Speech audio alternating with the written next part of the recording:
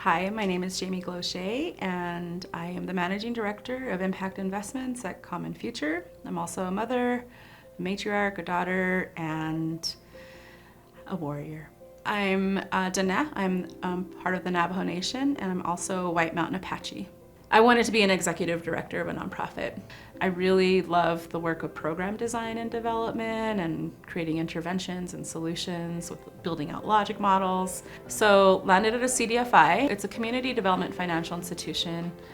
And I got to uncover a little bit of the distrust that Indigenous people feel with financial institutions. I learned a lot around what it means to be an Indigenous person trying to start a business, how incredibly challenging it is to access capital through a traditional bank.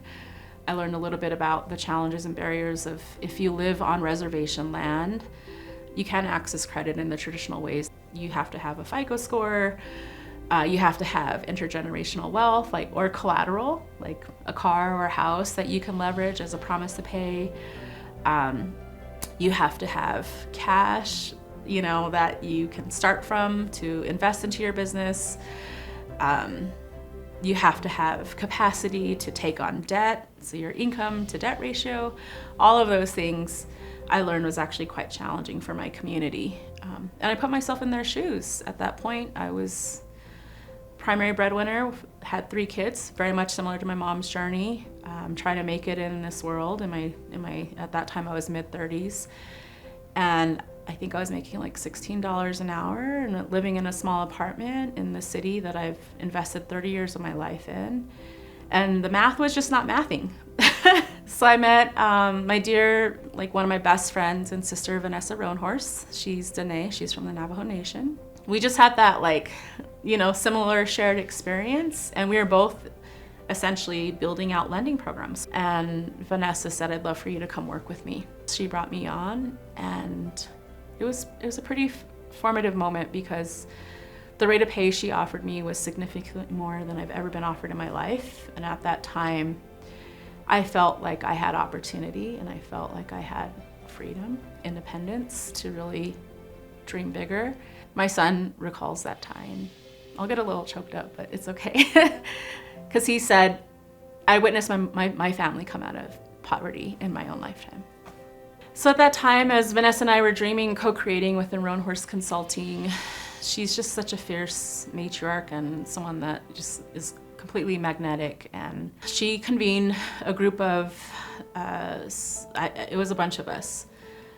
At that point, it was like 10 Indigenous women, and we all represented different tribes, different nations, but we found ourselves together at that moment. And that's where we dreamed up Native Women Lead. And we just asked ourselves candidly, what makes us different as Indigenous people, as Indigenous women?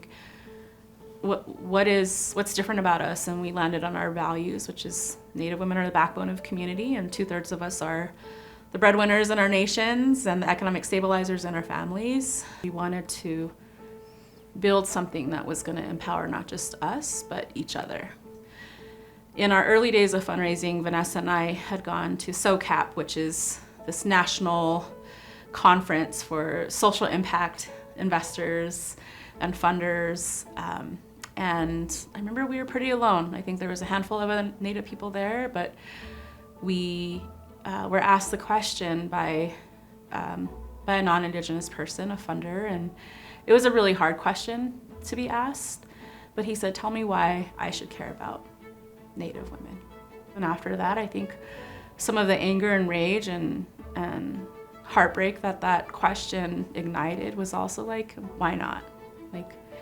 Why not? So as we were building the prospectus for the Futures Indigenous Women, we dreamed of an ecosystem that would support and center Indigenous people, made by Indigenous women. We won the Equality Can't Wait Challenge in 2021. So we won a $10 million award, and we said, all right, let's make it rain with money. Let's build a $10 million fund and make it rain. We also said, let's build an Indigenous Women's Fund Fellowship. So let's bring more Indigenous women into the space of finance, because we had seen that many folks felt they were discriminated against, they were underfunded, and they weren't offered opportunity to access capital. So we said, what if Indigenous women held positions at financial institutions or in impact investment.